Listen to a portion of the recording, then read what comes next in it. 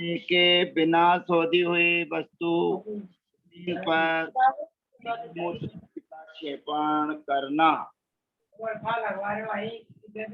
आवाज आ रही होगी? आवाज आ रही होगी?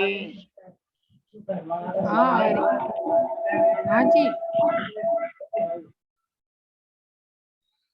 हेलो। हाँ भैया जी, आवाज आ रही है? आ रही है, चलो। आ रही है। 35 नंबर का सचित संबंध सम्मिश्रा विषव दोपक्वाहारा। भोगोपभोग परिमाण व्रत के अतिचार बताए जा रहे हैं। भोगोपभोग के अतिचार बताए जा रहे हैं। सचित संबंध सम्मिश्रा विषव दुःपक्वाहारा। सचित संबंध सम्मिश्रा विषव दुःपक्वाहारा। अब यहाँ पर पहले से तो ये विचार करना है कि जो आपका भोगोपभोग परिमाण व्रत है, आपने शिक्षा व्रत में भोगोपभोग व्रत को अंगीकार कर लिया है, तो व्रत को अंगीकार करने वाला जीव अतिचार किस प्रकार से लगाता है, इसका चिंतन करना है। और ये 12 व्रत जिसके पास में होते हैं, उसका मतलब है कि वो 2 प्रतिमाधारी है। अब चिंतन मनन आपको और हमको करना है, 2 प्रतिमाधारी की चर्चा है या 2 प्रतिमा से ऊपर की चर्चा है। क्योंकि जो अतिचार बताए जा रहे हैं, उसका चिंतन मनन हमको करना है। सबसे पहला है सचित्त आहार। सचित्त आहार का मतलब होता है जिसमें जीव हो, चेतना जिसमें हो, ऐसे अंकुर उत्पादक पदार्थ, हरे फल फूल, फल जो सेब हैं, उनको खाना। अब प्रश्न ये आता है कि 5वीं प्रतिमा का नाम है सचित त्याग प्रतिमा। 5वीं प्रतिमा जिसने सचित त्याग प्रतिमा व्रत ले रखा है, वह फल फूल आदि, फूल तो खैर खाता ही नहीं है, फल अकेला खाता है। तो जो फल आदि हैं, उनका उपयोग प्राशुक करके करता है। परंतु यहाँ पर भोगोपभोग परिमाण व्रत के अतिचार में बताया जा रहा है कि सचित आहार, सचित जो आहार है, यदि उसको ग्रहण करता है तो ये अतिचार है। ये बात थोड़ी सी दिमाग में इसलिए नहीं उतर रही है कि सामान्य से ये 12 व्रतों की चर्चा है, और 12 व्रतों को जो अंगीकार करता है वो दूसरी प्रतिमाधारी होता है। और दूसरी प्रतिमाधारी के लिए ये नियम नहीं है कि वो फल फ्रूट आदि जो भी हैं, उनको प्राशुक करके खाए। पर विचार ये करना है कि हम लोग, आप और प्राय करके चने को फुला देते हैं, और चनों को फुलाने के बाद में वैसे तो त्यागी वृत्ति को चौके में आपको प्रातः काल दिन निकलने के बाद ही कोई चीज फुलाना चाहिए, पानी में भिगोना चाहिए। बहुत से लोग ये करते हैं कि रात को भिंगा देते हैं, और जब उनसे प्रातः काल पूछा जाता है आहार के समय कि ये आपने चने कब फुलाए, तो 2 उत्तर वो दे देते हैं एक साथ, कल शाम को फुलाए थे और 24 घंटे का पानी गर्म करके फुलाए थे। अब विचार और चिंतन ये करना है कि आपका पानी भले ही 24 घंटे का है, लेकिन उसमें जब अन्न का संयोग हो जाए, अन्न उसको स्पर्शित कर ले, तो वह पानी की मर्यादा ज्यादा से ज्यादा 6 घंटे की रहती है। अब विचार करना, चिंतन करना, हम दाल बनाते हैं और दाल बनाने के बाद में उसको कितना नहीं उबाल लेते, और वह कितना नहीं उबल जाती, और सब कुछ होने के बाद में वो दाल की मर्यादा 6 घंटे की है। अब इसी बात से चिंतन मनन हमको करना है कि जिस दाल की मर्यादा इतना फिल्टर होने के बाद, इतना बनने के बाद 6 घंटे की ही रहती है, तो उस पानी में चने फुलाकर अगर रखे जाएं तो उसकी मर्यादा कितनी होगी, जो अपने आप विचारणीय चिंतन है। जब दाल इतनी बार उबल चुकी है, अंदर ही अंदर उबल रही है, उसकी मर्यादा ही 6 घंटे की है। और जहां एक बार आपने पानी को उबाला है, उसमें आपने चने आदि जो भी फूलने डाल दिए और उसको सवेरे चौके में 10 बजे के आसपास, 9 बजे के आसपास आप साधु को, त्यागी को, वृत्ति को या खुद खा रहे हैं, तो चिंतन मनन करना 6 घंटे से ज्यादा जब उसके हो जाएंगे तो त्रस जीवों की उत्पत्ति का स्थान वो बन चुका है। और त्रस जीवों की उत्पत्ति के स्थान में अगर आप वह चीज किसी भी वृत्ति को दे रहे हैं, अब वृत्ति कोई फुर्सत में तो बैठा नहीं है जो आपसे पूछता रहे कि कब भिजाए और कब नहीं भिजाए। ये तो श्रावक का स्वयं का विवेक है, उसे अपने विवेक का प्रयोग करना चाहिए। अब यहाँ पर संबंध है कि सच्चित आहार, तो मैं ये प्रसंग पर आपको ये बता रहा हूं कि कभी कभी वो चने जब फुलाए जाते हैं तो वो अंकुरित भी हो जाते हैं, और अंकुरित होने पर उनमें से कुछ निकल आता है। अब ऐसे चने को भी खाना तो अतिचार के अंतर्गत आ गया, क्योंकि वो अंकुरित वाला जीव हो गया है। लेकिन वे चने सवेरे सवेरे फैलाए हुए हों और उसके बाद में आपके भोजन करने के समय तक यदि अंकुरित हो जाते हैं तो बात अलग है। लेकिन ये दूसरी प्रतिमा के अंतर्गत सचित आहार करने की जो चर्चा है, ये भोगो भोग परिमाण व्रत के अंतर्गत रखी है, चर्चा कर रहे हैं आचार्य महाराज। लेकिन हमारा प्रश्न आचार्य महाराज से यही है कि इसमें हम कौन सी प्रतिमाधारी को ग्रहण करें, क्योंकि आपने नियमावली बना रखी है कि सचित या 5वीं प्रतिमा है, और ये 12 व्रतों का पालन करने वाला दूसरी प्रतिमाधारी है। जब 12 व्रतों का पालन करने वाला दूसरा प्रतिमाधारी है तो वह नियम से सचित आहार ही करेगा। फल है, फल को सचित ही करेगा। फिर अपनी अपनी तर्क सामने वाला कुछ भी दे दे, वो बात अलग है कि फल वगैरह छिन्न भिन्न हो गए हैं, ये हो गए हैं, वो हो गए हैं। ये छिन्न भिन्न आदि की व्यवस्था, नमक आदि डालने की व्यवस्था, प्राप्त करने की व्यवस्था, ये 5वीं प्रतिमा से चालू होता है कार्यक्रम, 1, 2, 3, 4 प्रतिमाओं में नहीं। इसलिए पहला जो अतिचार बताया जा रहा है सचित आहार, ये हमारे दिमाग में नहीं उतर रहा है कि हम इसकी परिभाषा भैया वंदना बनाए। हाँ भैया, आपने जैसे अभी बोला है कि दाल की मर्यादा 6 घंटे की है। हेलो भैया, वंदना भैया, म्यूट हो गया उनका, हो गया। वंदना भैया,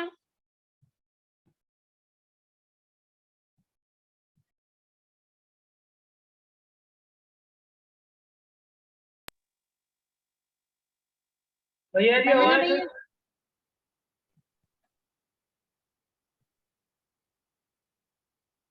भैया जी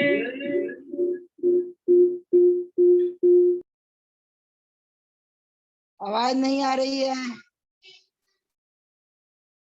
कह रहा आवाज नहीं आ रही है।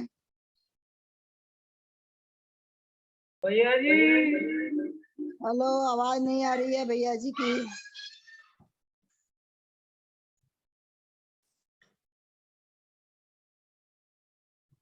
आवाज नहीं आ रही है। भैया जी आउट हो गए, नेटवर्क की प्रॉब्लम दोबारा हो गए। अच्छा, चले गए होंगे 2 मिनट के लिए उठ के। अरे वो नेटवर्क नहीं आ रहा, अभी दोबारा आएंगे। तो अभी इंटरवेल थोड़ी हुआ है। अरे हुआ नहीं, लेकिन नेटवर्क नहीं आया तो बंद हो गई आवाज। अच्छा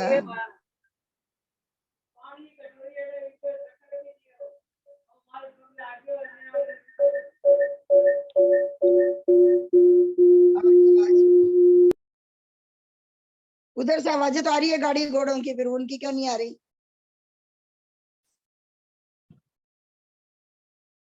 वंदना भैया, अब आए हैं भैया जी। वंदना आए। भैया जी। अभी ऑडियो बंद है उनका, माइक बंद है, माइक है ही नहीं।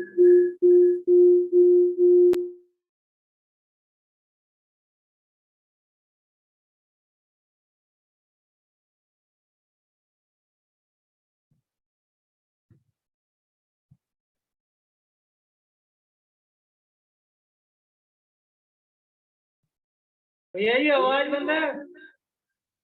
हेलो, हाँ अब आई भैया जी, आवाज तो बोल रहे हैं।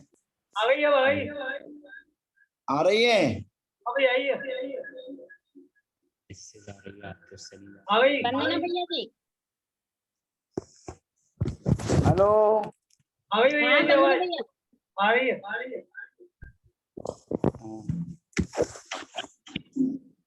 आ रही है। आ गई। अरुण भैया कौन सा जादू कर देते आप जो आवाज नहीं आती? अरे जादू तो अपने आप ही हो रहा है तो। भैया वंदना, हाँ भैया भी आपने बताया कि दाल की मर्यादा 6 घंटे की है।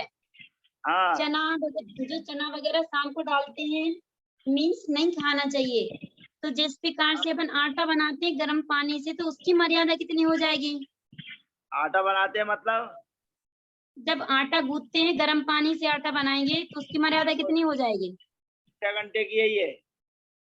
क्यों? क्यों का मतलब क्या? 6 घंटे की मर्यादा है, मतलब 6 घंटे की मर्यादा है।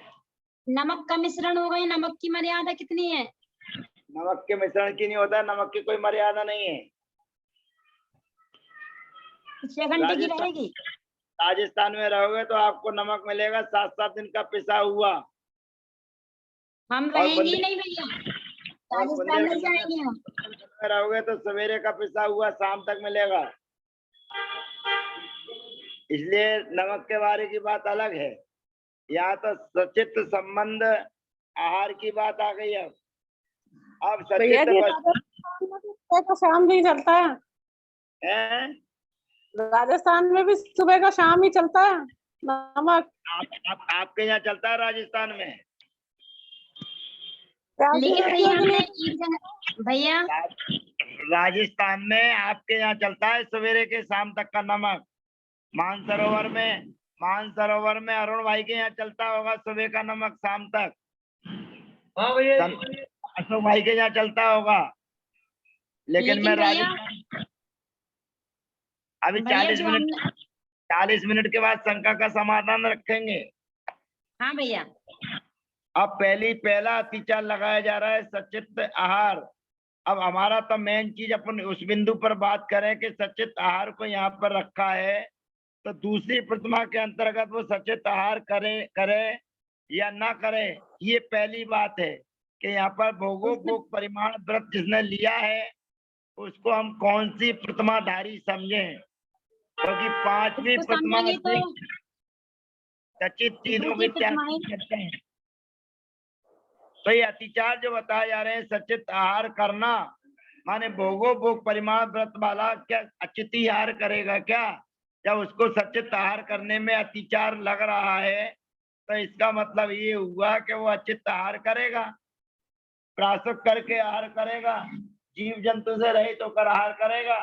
और जब जीव जंतु से रहित आहार करेगा तो पांचवी प्रतिमा जो सचित त्याग प्रतिमा कही है उससे बड़ा कहलाया, उससे थोड़ा ही छोटा कहलाया। तो ये विचारणीय चिंतनीय विषय है। इसीलिए तत्वार सूत्र में बहुत रहस्य छुपा हुआ है। इसका मतलब ये नहीं कि जो लिखा है तो पढ़ते चले जा लकीर की फकीर की तरह, उस पढ़ने के बाद में अपने को आत्मचिंतन भी करना है और अपने को आत्मचिंतन में लाना भी है कि जो चीज विवेचन की जा रही है उसमें और क्या नया लाना है और क्या नया जोड़ना है। नहीं तो पुस्तक में तो लिखा हुआ है और हर साल पर्युषण पर्व में वाचन होता है, स्वाध्याय होता है, सुनाने वाला वक्ता वही सुनाता है जो उसमें लिखा हुआ है, लेकिन चिंतन करके बात सुनाना अलग है। हम तो आपको चिंतन का विषय दे रहे हैं। और दूसरे नंबर पर है सचित्त संबंध आहार।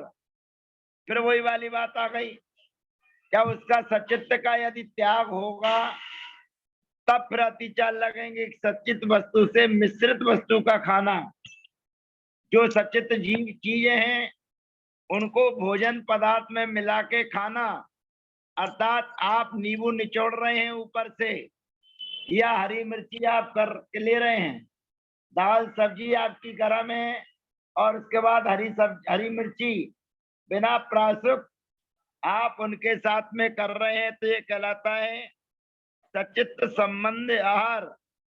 सचित्त वस्तु से संबंध रखकर वस्तु को खाना। तो ये फिर प्रश्न आ गया कि जब इसका सचित्त और अचित्त का त्याग है तब तो वो उसको मिश्रित नहीं खा सकता। अब सामान्य गृहस्थ श्रावक है, फल वगैरह परस देता है तो सामने वाला रोटी खाता है, उसके बाद में जब उसकी इच्छा होती है तो फल वगैरह भी खाने लगता है। इस हिसाब से देखेंगे तो वो दूसरी प्रतिमा वाला इस प्रकार से भोजन कर ही नहीं सकता है। फिर तीसरा जो अतिचार है सचित्त सम्मिश्र आहार। सचित्त वस्तु से मिश्रित वस्तु का खाना, पहले संबंध से करना फिर उससे मिश्रित करके खाना। अर्थात पुराने समय में जो जंगलों में आहार चौके लगते थे उस समय बर्तन पात्र वगैरह लोगों के पास में शायद कम रहते होंगे और बर्तनों की व्यवस्था नहीं जुड़ पाती होगी, इसलिए वो पत्ते वगैरह बड़े बड़े जो पत्ते आते हैं, जो दक्षिण में जिन पत्तों का भोजन चावल वगैरह लोगों को खिलाया जाता है या लोग वह खाते हैं, ऐसे ही पत्ते उनका उपयोग चौके में आदि में कर लिया जाता होगा, वो वृत्ति करता होगा। इसलिए सचित्त वस्तु से मिश्रित वस्तु का खाना ये सचित्त सम्मिश्र आहार है। फिर आता है अविशव आहार।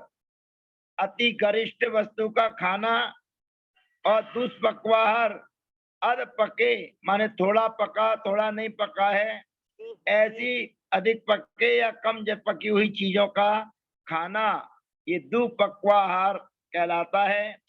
अब प्रश्न ये है कि जिसने भोगोपभोग परिमाण व्रत लिया है यानी कि दूसरी प्रतिमाधारी है, तो पहला जो अतिचार लगा सचित्त आहार, ये हमारे दिमाग में नहीं उतर रहा। फिर दूसरा जो अतिचार लगा सचित्त संबंध आहार, सचित्त वस्तु से संबंध को प्राप्त हुई वस्तु को खाना, ये भी नहीं जम रहा। और तीसरे नंबर पर है सचित्त सम्मिश्र आहार। सचित्त वस्तु से मिश्रित वस्तु का खाना, ये भी भाई प्रश्न चिन्ह खड़ा कर रहा है। और अति गरिष्ठ वस्तु का खाना और आधे पके आधे नहीं पकों का खाना। अब अति गरिष्ठ का वस्तु का जो भोग है खाने योग्य है, वो भोगो भोग से उसका क्या लेना देना। या तो अति गरिष्ठ की चर्चा में ब्रह्मचर्य व्रत के लिए आता है कि अति गरिष्ठ भोजन नहीं करना, या तो सामान्य चीज उसकी चल रही है। तो सामान्य चीज में अब हमारे शास्त्र कोमट सार जीव कांड जरूर थोड़ा बहुत बोल देता है, कर्म कांड जरूर कुछ कुछ ना कुछ बोल देता है कि कौन सा आहार करने से गरिष्ठता आती है। तो उन्होंने लिखा है दही वगैरह के बारे में लिखा है, लेकिन दही अंतिम समाधि संलेखना तक साथ देता है आपका। अब उसके समझ में ये नहीं आता है कि दही एक कटोरी में खाओ तो गरिष्ठ है और दही को उस चला दिया जाए, उसकी लस्सी बना दी जाए, वही तो मठा बन जाता है, वही तो छाछ बन जाती है। और वही छाछ वही मठा समाधि और संलेखना को धारण करने वाले के लिए बताया गया है, लेने के लिए। तो इस प्रकार जो अति गरिष्ठ चीजें हैं उनके भोज करने से प्रमाद जरूर आता है। प्रमाद आने का मतलब यह है कि आपके आवश्यकों में शिथिलता आती है। लेकिन शरीर जो तत्वों को मांगता है, शरीर के लिए जिन तत्वों की आवश्यकता है, एक मुनि महाराज का मैं नाम नहीं ले रहा, सामान से एक मुनि महाराज के पास में मैं बैठा हुआ था और वो दूसरे मुनि महाराज एक मुनि महाराज की चर्चा कर रहे थे कि वो ये चीजें लेते हैं। तो ये चीजें लेते हैं, जब उन्होंने कहा तो मेरे से रहा नहीं गया। मैंने कहा वो 4 दिन में 1 दिन उपवास करते हैं, 3 दिन आहार करते हैं, चौथे दिन उपवास करते हैं, 40 शुद्धि व्रत उन्होंने ले रखे हैं, 1200 कितने व्रत है, 34 व्रत वो कर रहे हैं। तो शरीर का मेंटेन उन्होंने बना रखा है और शरीर का मेंटेन बना रखा है कि चौथे दिन आहार करना है, तो 3 दिन तो आहार करना पड़ेगा कि नहीं करना पड़ेगा। और जब 3 दिन आहार करेगा ढंग से तब तो चौथे दिन उपवास करने पर उसकी शरीर की शक्ति क्षीण नहीं होगी। तो उनको कुछ बात जमी। तो कहने का अभिप्राय यही है कि ये जो अतिचार यहाँ पर भोग परिमाण के व्रत बताए गए हैं, इस बारे में आचार्य पूजपाद स्वामी कुछ नहीं कह रहे हैं। सर्वार्थ सिद्धि में अकलंक स्वामी राजवार्तिक में कुछ नहीं कह रहे हैं। भोग परिमाण व्रत 12 व्रतों के अंतर्गत आता है और 12 व्रतों का पालन करने वाला दूसरी प्रतिमाधारी है। ये प्रतिक्रमण में गर्वित है कि दूसरे व्रत की जब चर्चा करते हैं, जब आगे की चर्चा प्रारंभ हो जाती है। इसलिए जो अतिचार यहाँ पर दर्शाए जा रहे हैं वो हमारे अंतःकरण में किसी भी प्रकार से नहीं उतर रहे हैं कि अति गरिष्ठ वस्तु का खाना। अब 5वें नंबर पर है, वो जरूर सामान से कुछ उतरने की कोशिश कर रहा है कि अध पके अधिक जले अधिक कम बने चीजों को खाना। अब कहने का अभिप्राय है कि किसी को किस चीज की पता कैसे पड़ेगा कि क्या है। महाराष्ट्र में चले जाओ तो महाराष्ट्र के लोग रोटी को कम सेक कर करते हैं। महाराष्ट्र के लोगों की लौकी सब्जियां जो रहती हैं वो बहुत टाइट रहती हैं। हमारे बुंदेलखंड में भोजन करो तो थोड़ी सी व्यवस्थित रहती हैं। और राजस्थान वगैरह में जाओ तो घी की मात्रा उसमें इतनी रहती है कि जितना उसमें से पानी ना निकले उससे ज्यादा तो घी उसमें मिलेगा लौकी में। अब बात यही है कि हम जो भोजन कर रहे हैं तो महाराष्ट्र का भोजन जो होता है वो अध कच्चा ही होता है। तो महाराष्ट्र का भोजन जो करने वाले हैं वो ज्यादा पका भी नहीं होता, ज्यादा कच्चा भी नहीं होता। अब किसको कहा जाए कि कौन सी चीज किस प्रकार से कितनी बनी है और कितनी बनना चाहिए। तो ये विचार और चिंतन करना हमको इन भोग परिमाण के अंतर्गत है।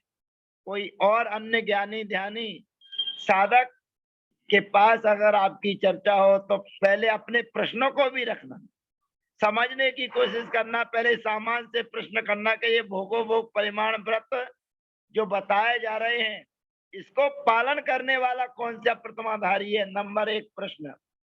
और जब सामने वाला जवाब देगा कि इसको धारण करने वाला दूसरी प्रतिमा वाला है तो दूसरी प्रतिमा वाला सचित वस्तु खाए या ना खाए, ये दूसरा प्रश्न है। और वो कहे कि खाए तो कोई दिक्कत नहीं है, वो कहे नहीं खाए तो फिर तीसरा प्रश्न उससे पूछेंगे कि 5वीं प्रतिमा जो सचित त्याग प्रतिमा है वो क्यों कही गई। तो एक प्रश्न से दूसरे प्रश्न, दूसरे प्रश्न से दूसरे प्रश्न जब आप करने की कोशिश करेंगे तो कुछ ना कुछ चिंतन मनन सामने वाले का मिल सकता है। पर वो चिंतन मनन आगम के परिप्रेक्ष्य में होगा तो आपके हमारे गले उतर जाएगा, और आगम के परिप्रेक्ष्य में नहीं होगा। तो हम आचार्य उमा स्वामी महाराज को प्रणाम करते हैं और जब कभी मुलाकात होने की बात आएगी तो हम उनसे चर्चा करेंगे। अब भैया दूसरा क्वेश्चन कौन सा बोला है? दूसरा क्वेश्चन कौन सा बोला है?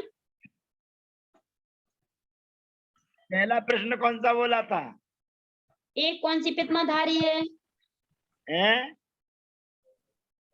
अभी हमारे अरुण भैया जी इसकी वीडियो बनाकर भेजेंगे, उसमें पूरी रिकॉर्डिंग आपको सुनने के लिए मिल जाएगी कि दूसरा प्रश्न भैया। आपको क्या करना है और तीसरा प्रश्न क्या करना है हाँ भैया। है ना। अब उसके बाद में आते हैं अतिथि समविभाग।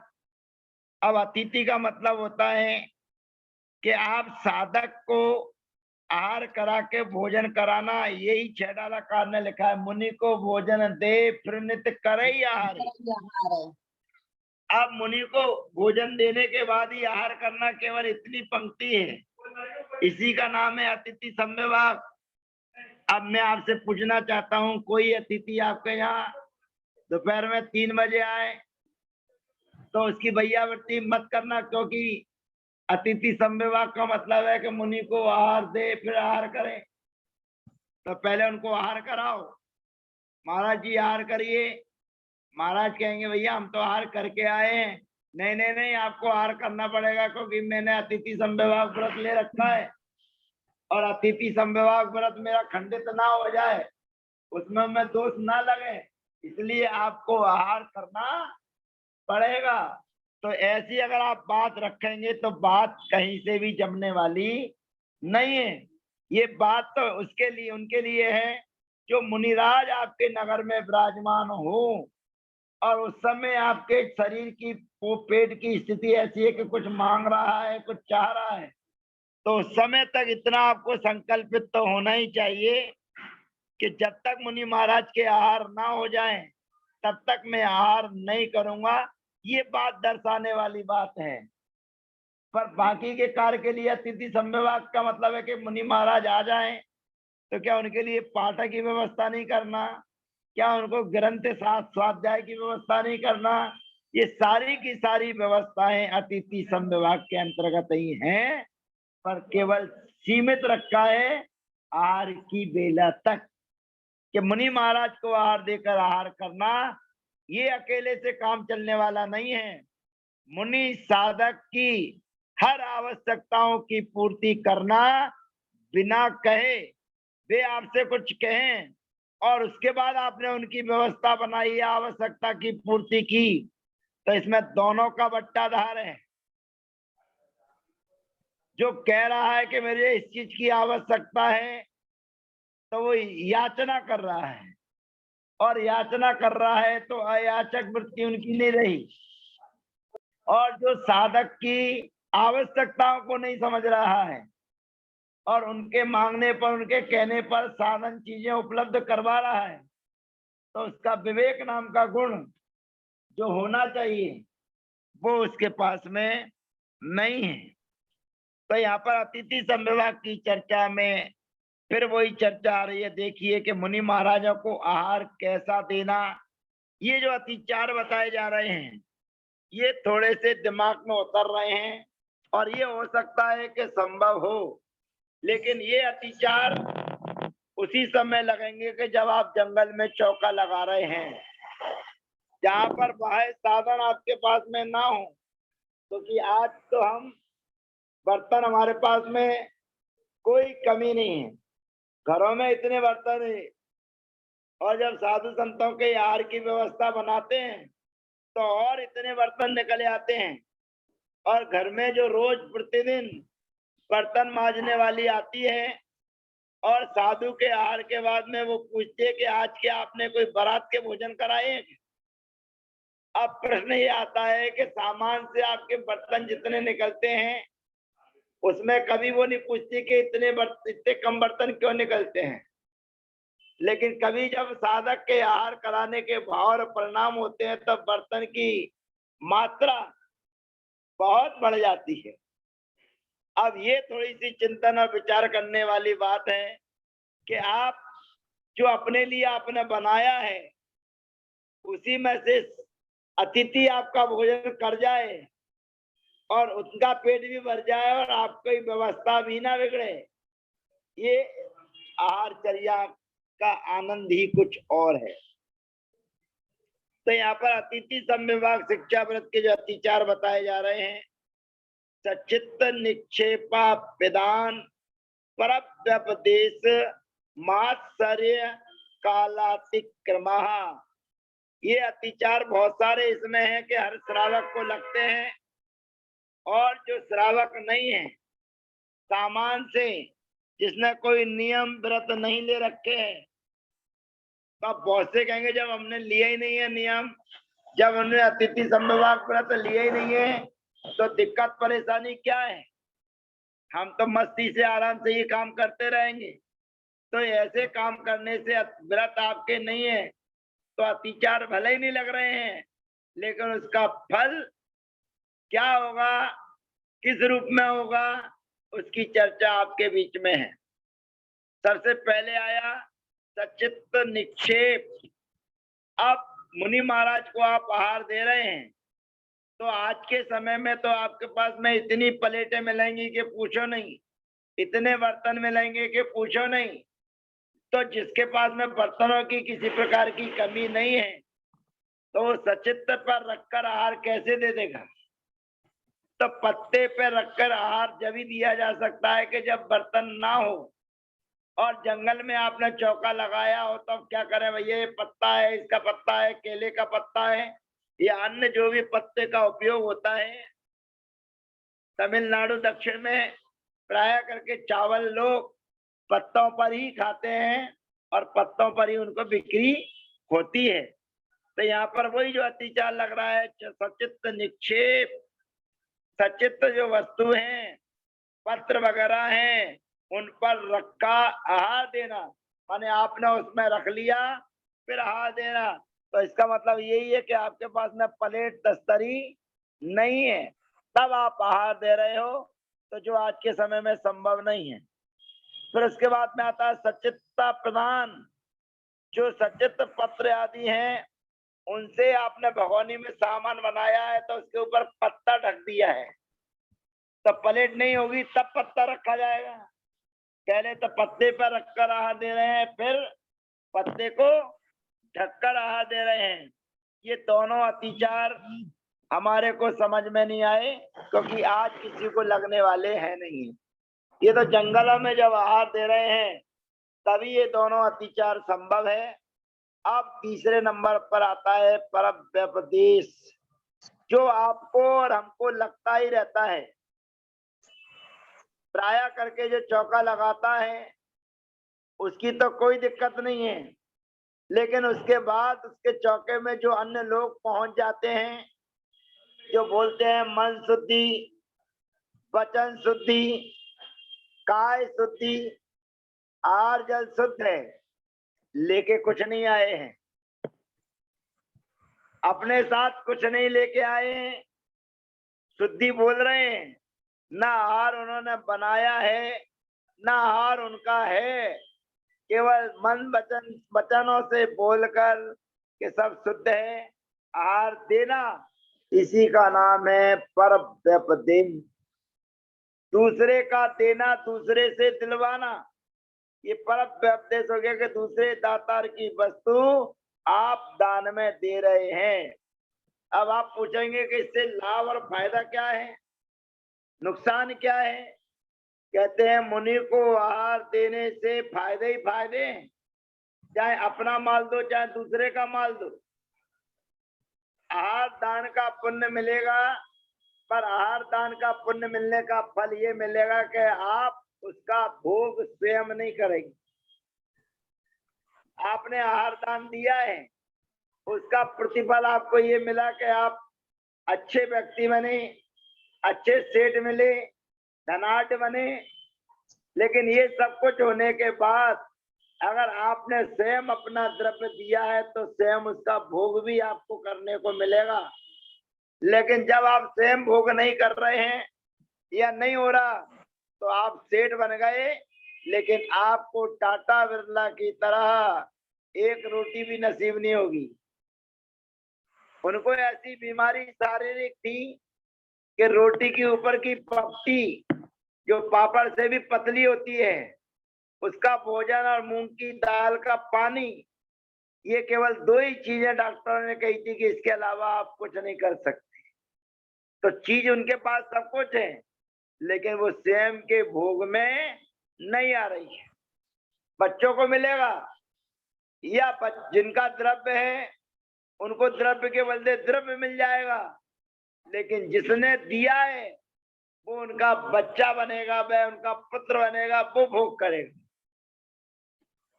तो अपनी चीज आप स्वयं देंगे तो उसकी पूरा का पूरा लाभ आपको प्राप्त होगा।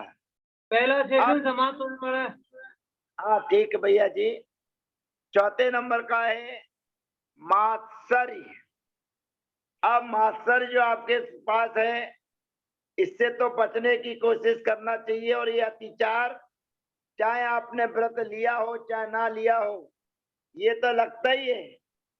दान में आदर का अभाव अथवा दूसरे दाता से